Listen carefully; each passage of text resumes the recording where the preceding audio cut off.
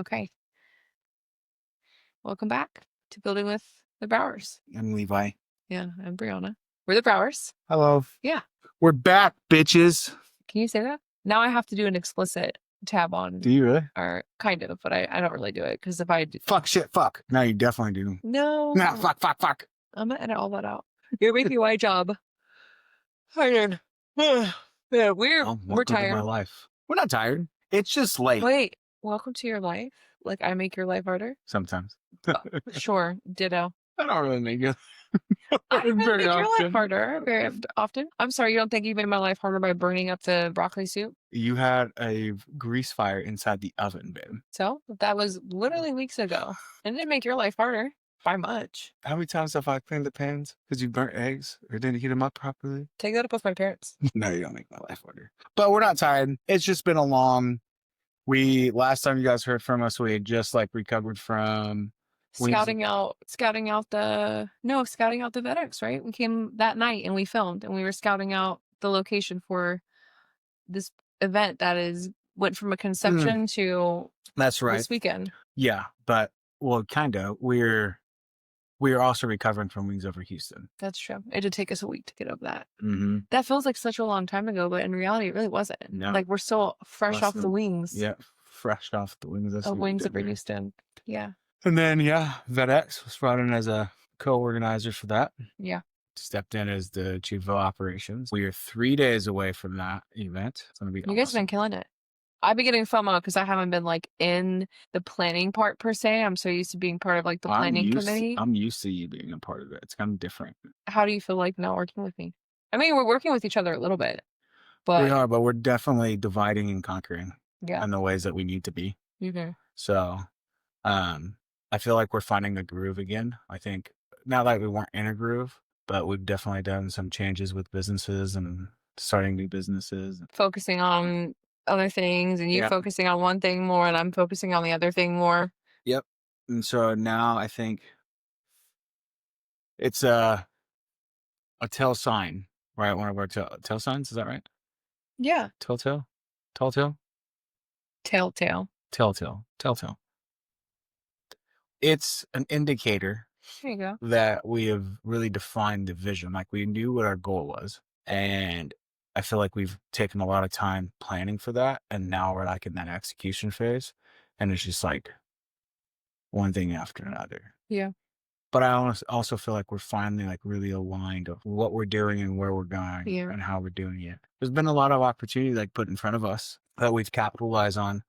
And it came after some really hard conversations and some really hard decisions. And, going back to I know we're doing things right. It's God's putting everything lying out, saying, hey, cool, here you guys go. Yeah. So we just gotta go get it. Yeah. At the same time, especially on our road trip and in the moments where, we stay up late when we should be in bed and we talk about what we want our life to look like or feel like, which is a huge thing for us of what we want our life to feel like.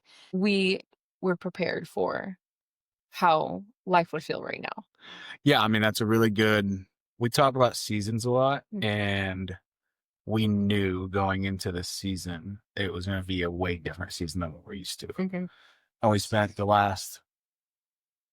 we talked about it on our road trip, stress fractures. The way we built our foundation for business and everything else stemmed again from home, right? It's the whole message that we've been pushing out. And it's allowed us to really fall back on the foundation that we built as a relationship because I'm not as around even a fraction of the time that I used to be. Yeah. Even when I was out in the field and doing, every single day on the production. Yeah. You're here. When you're here, but you're inaccessible. Yeah. Yeah. I mean, that video you posted today, our morning coffee, and it was, you had to ask for it. You're like, hey, are you done with your phone calls for a little bit? And I was like, I got a couple more. Do you have 15, 20 minutes? You could just put your phone on do not disturb. That's needed. Yeah. Well, was it one thing that I was noticing and I felt it more yesterday. And I felt it more yesterday because I felt a little bit disconnected from you yesterday because we've just been going and going and going and going. It's that moment that you had with rocks that actually kind of softened my heart and kind of changed. Not my heart was hardened towards you or anything like that, but I was just feeling disconnected. I felt everything else was getting your attention, which I knew it was, but it was like at the end of the day, you know, trying to reconnect. And then we had, you know, our barber over, you know, to My main man, Jarvis. Oh, your hair looks fantastic.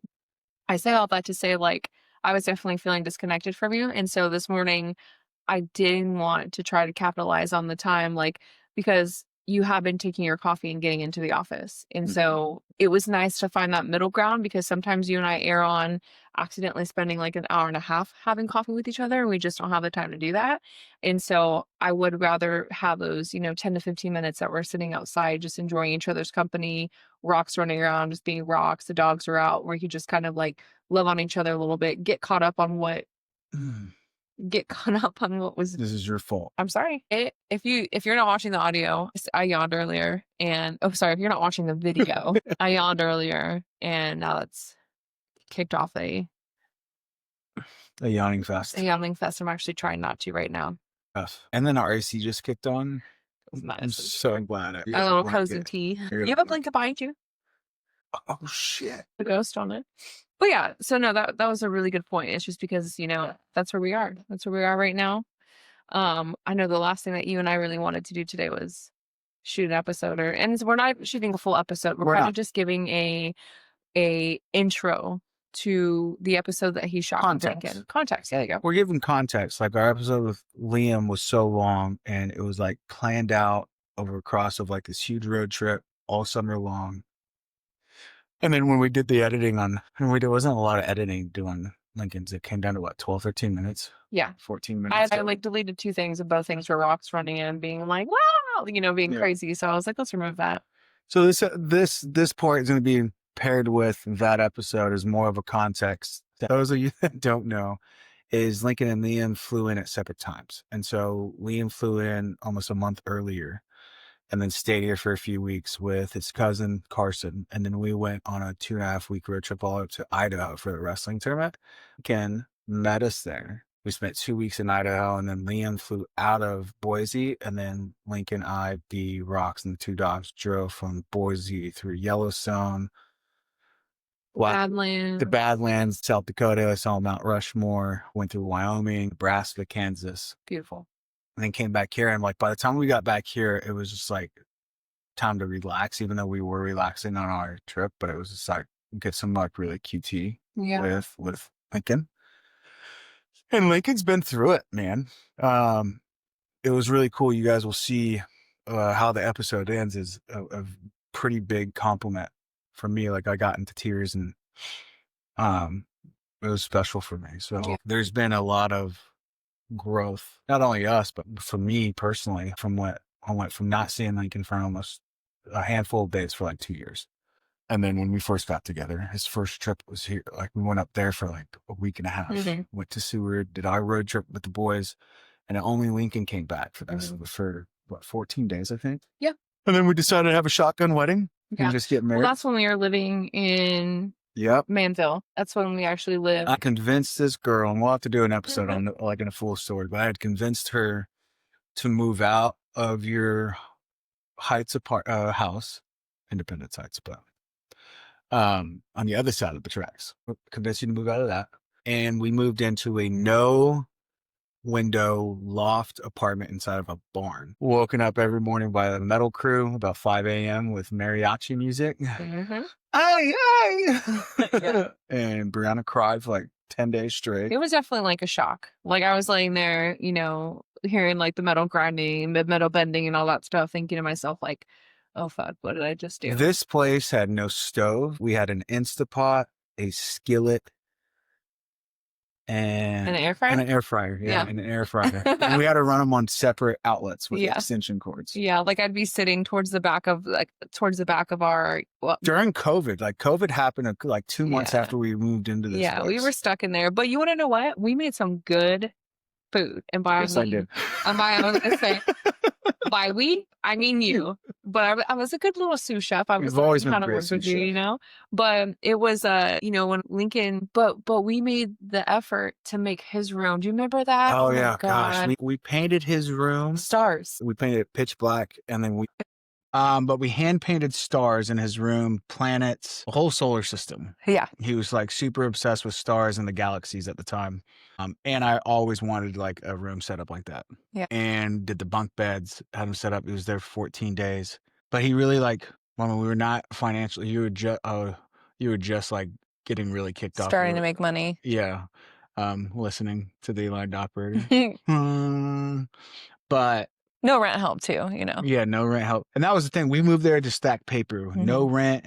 I was working for a different roofing company at that point. And this kind of all stemmed opening our own. She was starting to kill it in real estate through COVID. And it was a cool experience for me because it was the first time I was able to have Lincoln for an extended period of time for almost a little over 2 years. Yeah. And then from there, And he was all about it too, though. Oh, he was like so he didn't excited. even I mean, care. he's We 14, had so he's movie 8 years nights. yeah, 8 years old. He was Yeah. younger than Liam now. Do you remember looking back on those photos? Because we're looking at photos probably like 2 weeks ago, and I didn't realize how small our TV was. Our TV was small. Oh, I just actually I made him cards that summer that said "Daddy's a little helper," and he rode around. I had a single cab silver F-150. I was paying way too much money for. But it was like the first indication. My ex-wife had like reached out, said like things were changing. Trust was getting earned again. And over the course of the next 6 years, he stayed there. He stayed at the Roche house, which was like this 700 square foot 2-bedroom place. This place was so small when he sat up on the bunk bed, his head would hit the ceiling. Yeah. Remember that? Yeah. And he's been through, and it's what you and I were talking about earlier in the kitchen is that like Liam's been through it all with us as well. He just had a different understanding because he was so little. Yeah, he had a different experience. Lincoln was 8 years old. He had just about to turn 8 because that was 2019. Yeah, he was just getting ready to turn 8.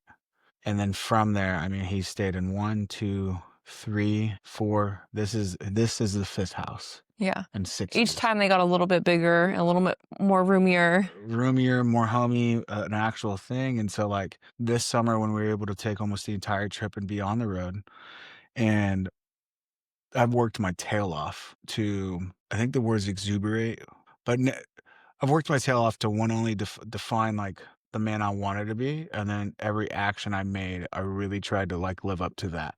Right. I'll always make mistakes and take accountability for them now, but really in a sense of, I mean, Lincoln saw me at my lowest point. You hadn't even seen me at my lowest point. So like going up to Larry and Tawana's and staying at their house and only see him during the daytime or for 2 nights and then flying out. And for somebody that wanted to be such a present dad, that had his priorities kind of fucked up. Or not kind of, like really fucked up. Definitely gonna have to put an explicit warning on this one. But having his priorities fucked up to turning around and instilling principles and family bylaws and what the Brower standard means and, you know, doing the right things, not always doing the easy thing or, you know, sometimes the right thing's the hard thing to do. And sitting there with Lincoln, it was so quick because I feel like it wasn't like he was trying to get through it. It was just, I was trying to make it about him and his goals. And he kind of flipped the script on me. And I was like, proud of the man that you've become. And, you know, I want to be. You didn't even pay him to say that. I did not, that you know of. But he did. It brought tears in my eyes. It was a full circle moment of there's a lot more growth that we want to have, but like that growth that we're going after now is like almost purely monetarily and financially and being financially free and be able to make the moves and the things that we want to do. But even when we started setting those goals with him and Liam, there was like no doubt in their minds. It wasn't like, oh, okay, Dad, like sure. Like, sure. It was like, seriously? Like, okay, you guys are gonna do that? And there's so much trust and confidence. Well, I think the reason why it was quick is like as opposed to Liam's is that Liam was learning that. These are all established foundations within Lincoln that you've built, that we've built, and Katie and Colin have built over the last, 6 years. so it was just like it was really beautiful to see like who he is and the foundation that he's built to help grow him to be the man that he wants to be, and ultimately the man that he wants to be is you. And what an honor that is for him to look at you and to be able to say that. I mean, that was definitely Greatest, I mean, people ask my why. I mean, that's the letter you wrote me the other, Stacked, right? Substack. Substack? Stack's the other one. Okay. Just kidding. On Substack conversation, I mean, even how Lincoln carries himself now, even, I mean, we butt heads a little bit this summer, but it was such a quick rebound to be able to talk through our emotions and not waste negative energy on something that wasn't in the grand scheme of things is gonna matter, you know? Yeah. It was really cool not only for me to hear that, but also, like, your reaction hearing that. It was the same thing with Liam, right? You were in more tears than I was at that Yeah. moment in time, but it was a very surreal, and it still is. It's, like, making me choked up even thinking about it because, like, I'm usually pretty good with my words, but I can't even put into words the feelings I had from that conversation. And thereafter, I mean, talk about feeling on top of the world, Mm. right? And there was a lot of shitty things in business going on in our lives at that moment in time, right? Like it was a hard year in business but it was a fantastic year in everything else. Mm. And it goes back to like the foundation that you build is like the top end can crumble, but it's going to crumble to a certain point and you Yeah. just start rebuilding it brick by brick and Yeah. stone by stone. Well, it's like you just said, life has its seasons. Life will always have its ups and downs. And it's really about the foundation that you built to weather it. Like there's this quote that I saw the other day that a storm has two reasons. It's to knock down everything that's not solid, right? That shouldn't be there, but to also expose like the structure and what's, foundationally there. I'm pretty sure that's not what the full quote says, but you know what I'm saying. Like I I'm know because I ad-libbing a little posted bit. it. Did you really? Yeah, remember I made that Well, maybe that's where I saw it. weirdo. I did it on the lightning thing. Oh, that's right. I like that quote. I saved it. That was a good one. But it was so it was I'm really excited to be able to share this with you guys. Um, it's a completely different feeling than I had with that you'll see that the conversation that Liam and I had, that was still a boy and his dad talking, right? Like Mhm. Liam's starting to transition as being a young man. Like Lincoln is a young man. He has a voice that's almost deeper than mine. Um, he carries himself with confidence. He wears his heart on his sleeve. Like he's a young man full of emotions, just like I was. And being able to be a staple or an anchor in his life on how you can deal with those emotions, how you can process them without losing like sight of who you are and still standing on like what you believe and like owning it. It has been like really, really cool. We're really excited for them to be here in in like 6 weeks. I know, me too. Me too. So that's what you guys are going to be listening to. We're going to let that recording be the next thing that we cut to. Before we go, we always want to say please like, subscribe, share, comment. If you find value in it, please let us know. If you don't find value in it, tell us why you don't find value in it. But I think that you're really going to find some good value in what we. I really hope this sparks some sort of thought in other fathers or hell, even mothers to be able to sit down and have a true conversation, even if it's a hard conversation with your son or your daughter, and really start breaking things down. It was so cool throughout the summer to like talk about goals and talk about like what you want to achieve and what you're going to do, and then also reflect on like where you could have gone differently and things like that, especially when things didn't go as planned. And that's Lincoln's story to tell, not really mine, like for his personal life, but it is so many times. And this will probably, I want to lend in probably one other story, mainly because I love hearing you tell it. So many times, especially fathers, I feel like have you're 14, like, what do you have to worry about? Or Mhm. you're 12, what are you overwhelmed about? But if you erase all the noise and you erase all your bills and everything else, and you really sit there and you try to rewind time to where you were 13 or 14 years old, hell, 10 years old, like everything's relative in the sense of the problems they're dealing, even if it's a girl or sports or school, is like the biggest problem that they've faced. Yeah. Right. And you always push out that seeing me love the boys or me love rocks has like softened you, but watching you honor me and like seeing it, how it like affects you. me being a good dad and like showing up has like motivated me to do better and better and better because like what a better reward than seeing you be healed at the same time. Made me cry. So it's a full circle on all fronts, you know, and that stems back to when we sat in Rosharon and Lincoln came up and you know, well, what the fuck is he overwhelmed about? Yeah. Are you wanting me to get into that story before we get in there? Now that you have me crying, since we're talking about Rosharon, it was crazy to me because Lincoln was having like a really bad day. Like he was having a really, really hard day. Like I had been gone all day. I was showing houses. Killing it. Was killing it. I had a great day. I pulled up, bopping my music, just, showed up and the house was clean. You had the kids cleaning, dinner was in the oven. I'm a better homie. He truly is. Like I'm a better housewife. The business model that we started with was that I was going to be the breadwinner and he was going to be my little stay-at-home daddy. And he was going to, so many people like, doesn't that like affect you? I'm like, no. He's a better homemaker than I've gotten. Make you breakfast. I'll squeeze you juice. True. And he would. And he would. I've gotten much better. You know what the warming setting is now. I do know what the warming setting is. However, it dries out fish and it makes mashed potatoes really fucking disgusting and dry. So I won't use it and air anymore. Fryer for broccolini. Do not air fry your broccolini. So I've learned that.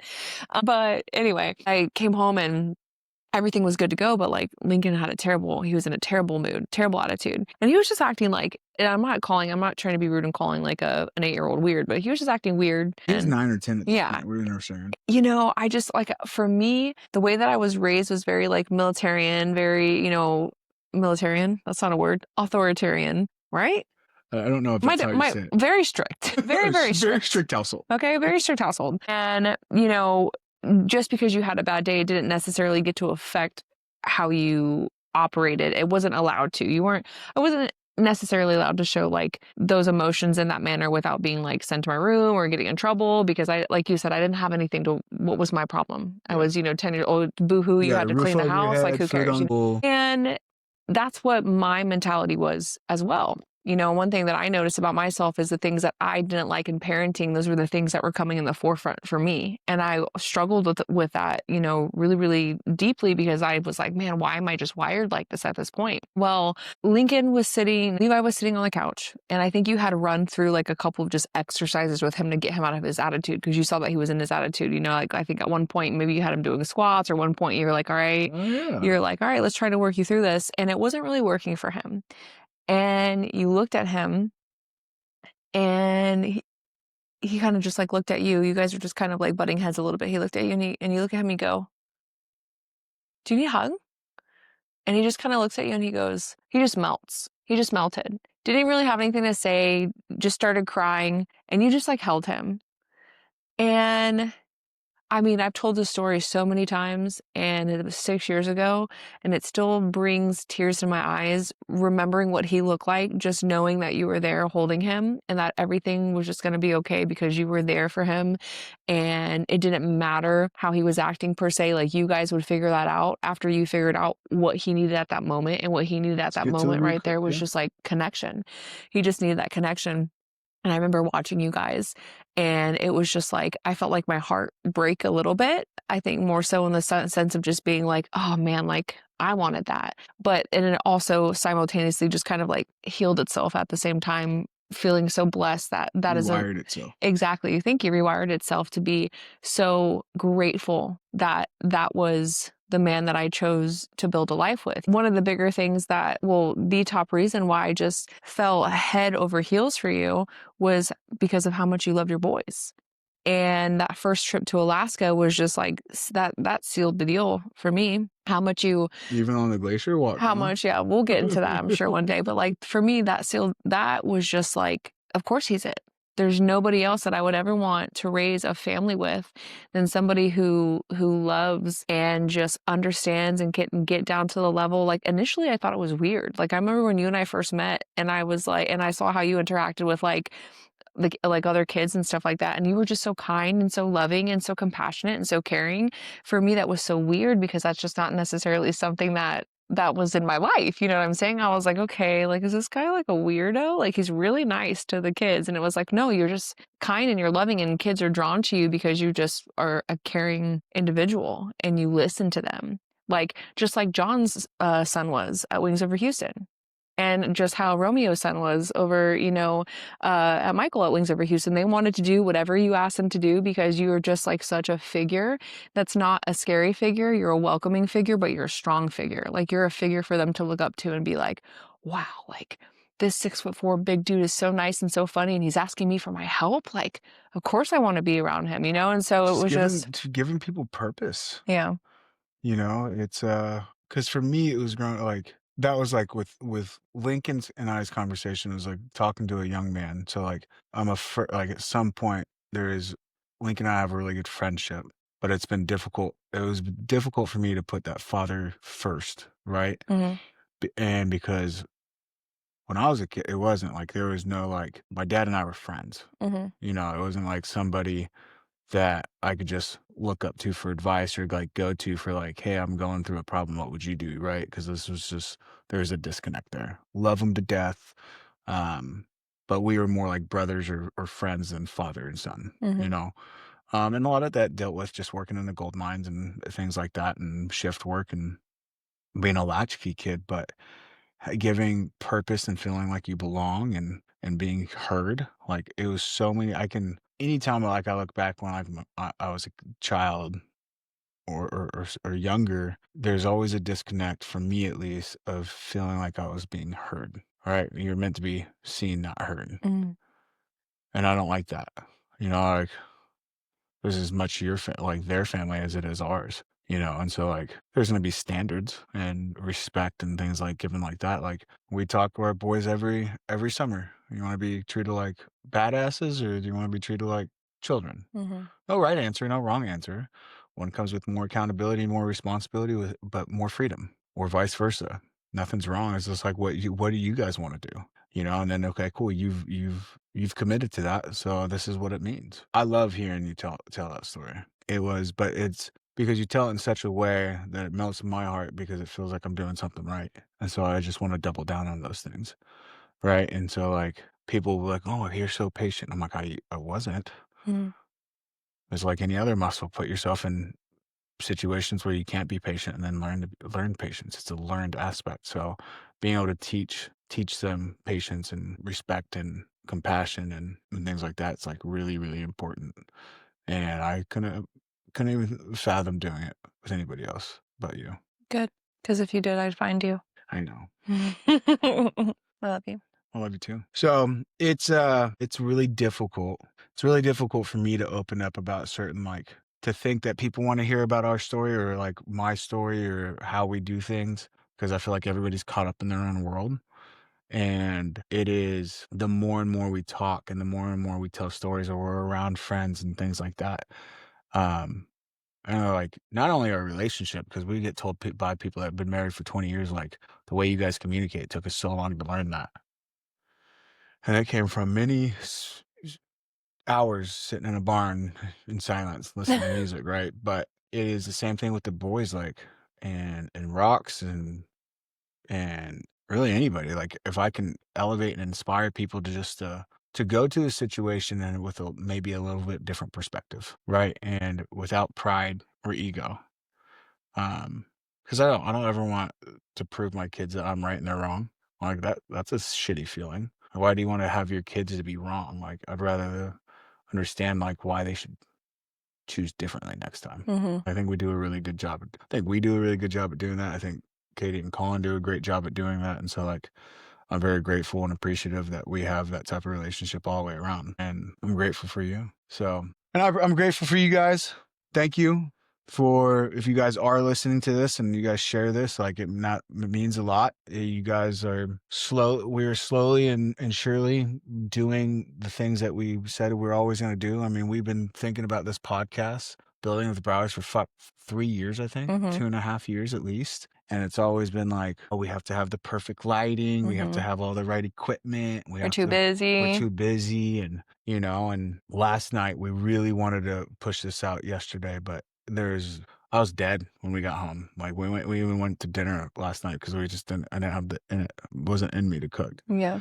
But as soon as I walked in that door, I was like, there's no way. Yeah. So we committed to doing it today. I had not a lot of desire to do it today, but like grateful that we did. Me too. I'm thankful that you continue to push me outside of my comfort zone.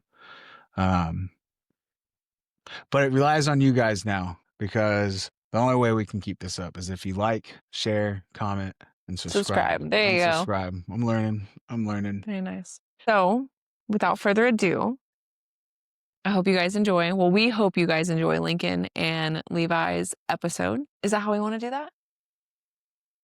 I think we've covered all the bases.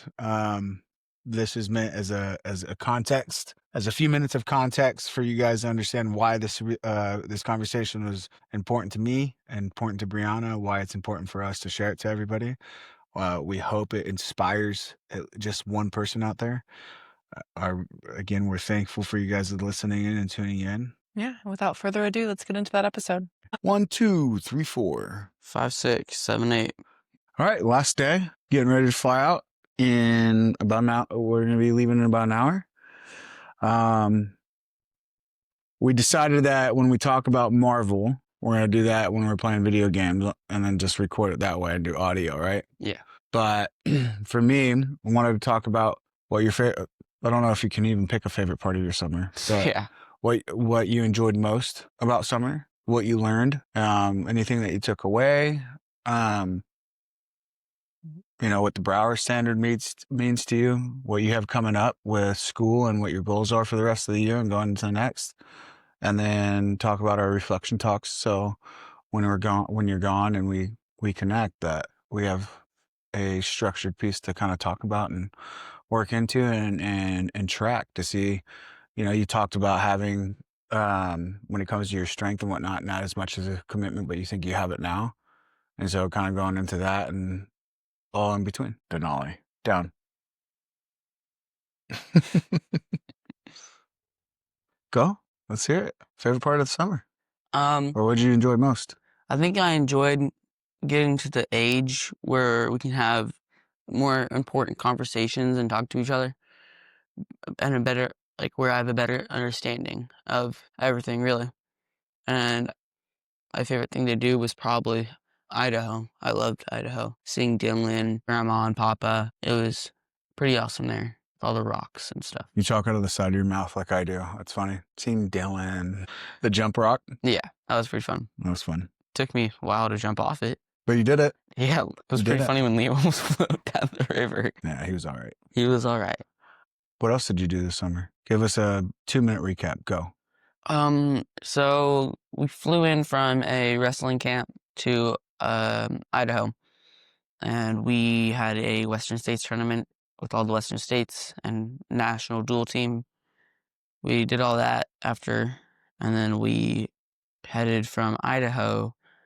We went from Pocatello to Sun Valley to Boise, and then after Boise we went to Wyoming and Montana, right? Yep, Yellowstone. Snow. Paradise Valley. That's pretty awesome there. A lot of good sunsets and fires and hikes. It was nice to see all the bison and stuff. And then from there we went to South Dakota, right? Yep, Black Hills, Mount Rushmore. Yep, we saw Mount Rushmore, which was really awesome. We stayed in a really nice cabin. From there we went Oklahoma, right? And we went to, what part? Custard? No, not Custard. No, it wasn't Custard. Was it? Where did we stay at in Oklahoma? We did Nebraska, Kansas, and Oklahoma. We just at Oklahoma City. What would you classify as like the last leg, like Oklahoma from Texas? Not Idaho, since Idaho was like the beginning and all of that, but more so just like Montana, Black Hills, Mount Rushmore. We went to the Sylvan, right?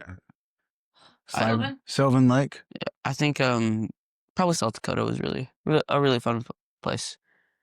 But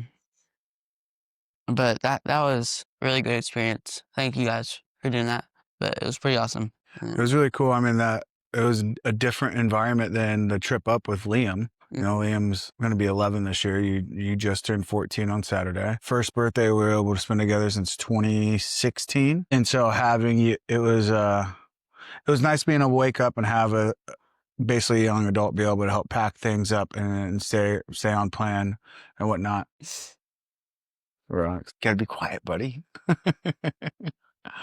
For me, dude, it was just really cool seeing you, even at the wrestling tournament, seeing you, one, not necessarily get overwhelmed with your emotions and being able to control them, um, and work through them. It was awesome having more grown-up conversations with you, talking about business and where we wanted to go. And, I'm really putting a plan and an action plan in place to bring us getting up to Alaska as a reality of ours, Mm-hmm. Now as you're going to be a freshman this year. You're a freshman as of today. I mean, you guys started school yesterday, Yeah. but you got 4 years left in high school, and then you're going to be out in the world, right? Whether you decide to work for the businesses or go off and do college and wrestling, and I can't really teach you much when it comes to wrestling. You're a better wrestler than me now than I ever was. But what's something that you have learned from BNI? How to uphold myself well, and how to treat other people really well. One thing I've come to learn throughout the summers we've been here, I think how to control my emotions better too, because it's good to have somebody, a boy like me, but you're a man. I'm still a boy, but like somebody just like me. Like everybody says, I'm like your little twin, right? So I think he taught me really just like how to control my emotions and how to uphold myself and treat other people well. So like the Brower standard. I will definitely say that you've been more accountable this year in your actions and outside factors, understanding what you control and controlling what you can control. With that being said, what's some goals you have for freshman year? I want to place well in state this year. I want to try to place all 4 years throughout my high school. I want to keep my grades up. Since I'm in SLS Academy, I can only get 15% in 1 week. So I can't really fall behind. And I want to get Sportsman of the Year award. That's one I really want to get, because I thought there was one during freestyle season, but I want to try to get Sportsman of the Year award and get some points on the board for my team my freshman year. That'd be cool. How are you going to do that? What do you mean? Like, how am I going to whoever won that award last year, what are some of the things they exuberate and they demonstrate? Honestly, I don't know who won that award last year. I think it was... But what do you think? You got to do that by throwing bottles at the ground and breaking inside the... No, not this year. Okay, but so what do you have to do in order to... What are some actions and how you carry yourself? And be respectful after losses. Shake the coach's hand, get off the mat. Be respectful towards my opponents. Like, I feel like I've done a pretty good job. I've made friends with everybody I've wrestled. So, be respectful towards the coaches. That's a big part. And like, since I've been reffing, I understand like what the ref's view is, and if they make bad calls, they're still learning, right? But I just hope that I succeed this year. Succeed in a lot of things I want to accomplish. So this year is like really the first year that things get big for me. So I'm trying to get into a college for wrestling. Hey, thinking about that as a freshman is a big thing. So you're already more equipped than most are. Mm-hmm. I want to tell you how proud I am of you. You're really grown into a pretty exceptional young man, and I'm really excited to watch you continue to grow, not only as a wrestler and as a brother and as a friend, but just as a human being. I think you have a heart of gold. I think you're a genuine, and you care, and you're compassionate, and you care so much about other people. And I want you to continue to do so, but also I want you to be committed to yourself, to really outline those things that you want to do and go after them. I think you have an amazing future ahead of you. And I'm so proud of you, Dad. So proud. I'm really grateful for you guys. You too, B. I love you guys so much. What are you going to miss most? Probably just you guys the most, of course. All our family here are a big part. Like Shrink, Lou, Ashley. Miss Ashley a lot. Angel, Dom. Want to miss everybody here, really. And then our conversations together. Late night talks, movie nights. That's what I'm gonna miss. dinners. That's what I'm gonna miss. Stay Late up. nights. What? Late nights. Popping on the beanbag. Popcorn. Popcorn. Me starting arguments over stupid stuff. Just stuff. Not stupid stuff, but just stuff. Anything else you want to add? I'm proud of you for the man you become. There was a low point in your life, right? And then you took the step and made it to what LFRC is and be. You have become a great role model to me. That's what I want to say. I don't know what to say afterwards. I'm trying to think of how I want to put this. You have turned into somebody I can put all my trust into, and somebody I can look up to, greatly. You're the man I want to become when I'm older. I want to be just like you. And I think that's all I really want to add. Well, you're a big reason for that, dude. So, not done yet. We've still got a lot more to achieve. That means a lot. 2 times. We were talking. We're all done now. Let me hug.